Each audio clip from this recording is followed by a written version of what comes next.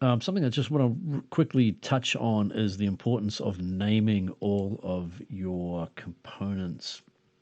I know we've talked about this before, but here's two components that I've just put in, two list pickers for people to make a selection from a list. Our first one allows people on the hand washing app to be able to select the music that they want to play, and the second one changes the background color for them. So, but it's important that we start naming these things, because when we will see when we start doing the coding, the more complex the coding gets, the more difficult it is to read it and to find exactly what you're looking for. So it's a real easy thing to do, but it is actually one of the assessments. Is It's kind of like commenting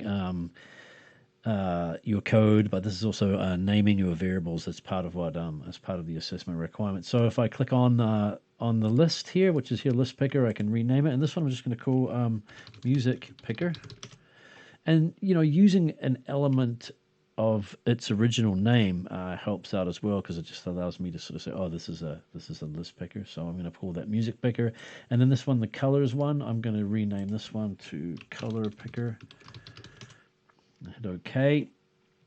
And then if I go over to my blocks, I can see I've already coded a little bit of the music picking functionality here, and it's actually before I had that, so it's now changed this to music picker.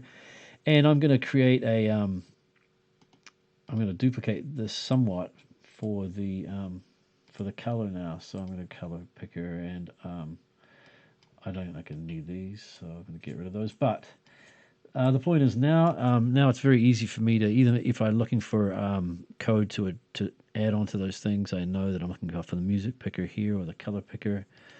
And my variables are showing up in the lists. So there's color picker, color picker.